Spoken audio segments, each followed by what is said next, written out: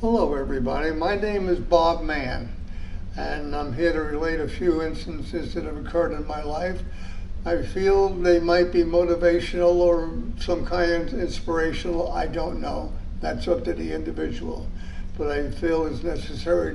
I've unloaded this story to lots of people through the years, and if I have a beneficial application to do something like this where others may view it, I'm looking forward to it. Let me give you a little background.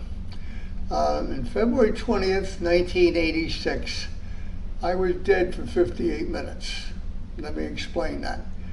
I had a serious problem with my heart, and the doctor that worked on me, we waited 3 months for him actually, he did a revolutionary surgery that put me in that situation. What I mean by that is, in the years ago when they were fixing the ASD, in other words, a hole in your heart, they did it with a patch.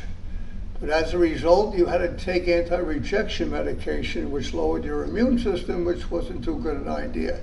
Anyway, he revolutionized the fact of taking the heart out of the body and using the tissue from the pericardium, the sac the heart sits in, to repair the hole, thereby you're not having any rejection. Long story short, for 58 minutes my heart was out of my body on a table. A machine was circulating my blood to keep it flowing. Since that day, I had a long talk with the Lord. I was just a typical kid that growing up in the South Bronx and stuff. And as you can imagine, a little bit difficult time.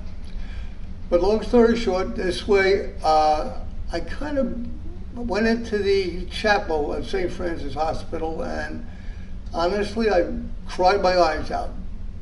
Not that I was scared, I was happy. I was out of the hospital. They had 9 hours of surgery on me. I was cut from stem to stern, and I was out running around in 3 days. All right, so that's enough a little bit about my background. Let me explain my story. My youngest daughter, Maureen, she developed mesothelioma of cancer, of course, which is a 90% mortality rate. We were diagnosed at Columbia Presbyterian, the Upper Manhattan, by the surgeons there, and they gave my daughter 2 years to live. I, having worked in the healthcare industry, I had fairly good knowledge of what it was going to cost just to treat. So I took my retirement in early retirement, and I took it in one lump because I knew I was going to need the money right away. So we did that, and of course, here again, being in the industry, I knew that lump sum and my 401k were probably going to be all gone in 3, 4, 5 years completely, because I knew the expenses that was going to occur. Just give you a very quick information. When we were going back and forth from Long Island here to Sloan Kettering in Manhattan, it averaged $200 a day between tolls, parking, and gas, or whatever you want to call it. That was per day. And many a time my wife and I spent 30 to 35 days in the hospital with our daughter. So anyway, I, of course, prayed to the Lord. I prayed to everybody. But actually, probably, I think the biggest communication I had was with the Blessed Mother. Anyway, here I was. I had this lump sum of money, which at that time looked like a lot of money, but that was what I was going to have to live on the rest of my life. When in the real world, the rest of your life would have been about 4 years. So I prayed hard and hard, knowing that it was going to run out. And this is my story basically in a nutshell. I had all this money, which I never had that much money in my life. But here again, it's arbitrary because it's going to let you the rest of your life. Anyway, my son's father-in-law's friend gives him a call because he knows my son's father-in-law plays somewhat in the market, not a big trader, but he just did that. And he knew that I had just retired and we were friends, so he knew all about the fact I had taken my 401k and my pension and I had this money. So mind you now, this was a friend of my son's father-in-law, called him, and my son's father-in-law, of course, called my son, and what it turned out is they were liquidating an estate in Muttontown. Unbeknownst, that's what they used to call the Gold Coast here on Long Island, where the Rockefellers and the Pierpont and the Morgans lived. So way back in 1892, the gentleman who invented Listerine, the mouthwash product, gave promissory notes to the wealthy if they would back him for starting his business.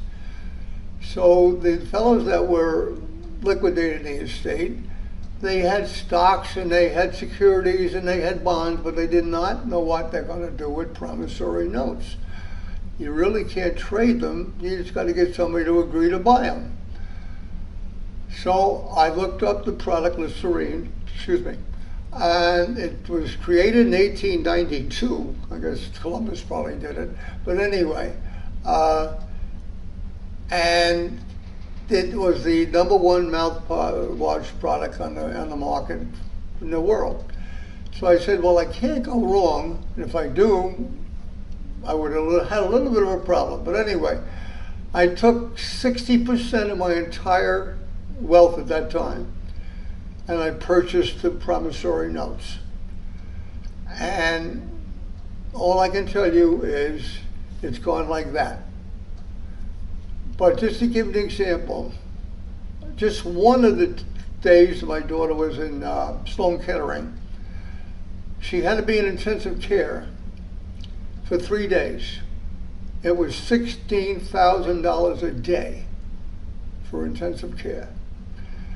So there's no way on earth. She had insurance, but of course, you know, the so-called portion you pay really adds up when you start talking that kind of money. So my point is this: I prayed real hard, and to have a friend contact my son's father-in-law who contacts my son, I mean, that doesn't get any more obvious that I got an answer. And the answer was, do it, which I did do it. And as a result, I spent, my daughter, instead of living 2 years, lived 27. Of course, I was able to take her all over the country to the best hospitals, the best doctors, the best oncology surgeons in the world as a result. I had Dr. Chabot, who is the leading authority in the world on mesothelioma. I had Dr. Rogerio Lobo, who is the instrument that writes the books for the doctors to read. And I went to the Starzl Institute in Pittsburgh. I went to Yale University.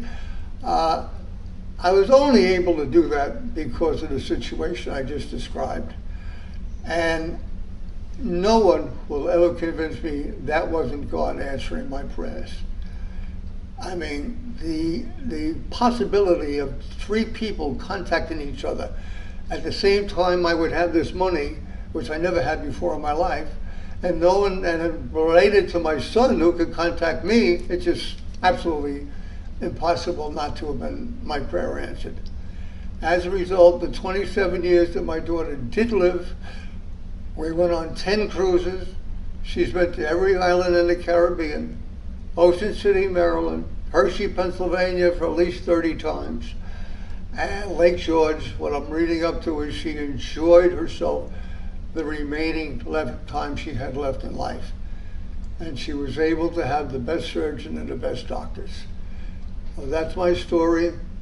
That's what happened, and I stand by it.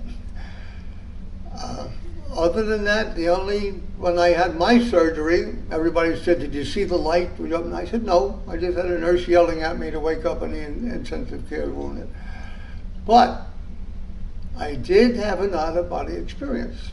I was my company required me to travel quite a bit. I was up in Logan Airport in a hotel. My wife was with me. And I always parked my car in the parking lot under the big lights. This way, it made me fair go to anybody who wants to break into it. And all of a sudden, I'm standing by the side of the bed. No floating around, no stars, nothing, no weird lights, no, just me standing there, nothing else. And I turned around, I looked out the floor-to-ceiling mirror window rather, and there was my car under the parking lot the way it was supposed to be. And I thought, okay, I figured maybe I just woke up and I had to go to the bathroom or something. But then I looked down and there was me in bed. Here again, I wasn't floating around, I was just standing there. But there was me in bed next to my wife, and I got excited. I said, oh my God, I'm either dead or I've had a stroke, and I woke up. So things do happen. I hope this story will give someone an idea or an example that God does listen. And God does answer your prayers. Maybe not the right way you think. I've always prayed for my Maureen to get better. But I sat back one day and said, you know what? You gave her 27 years. That was better. Thank you for your time. I appreciate it.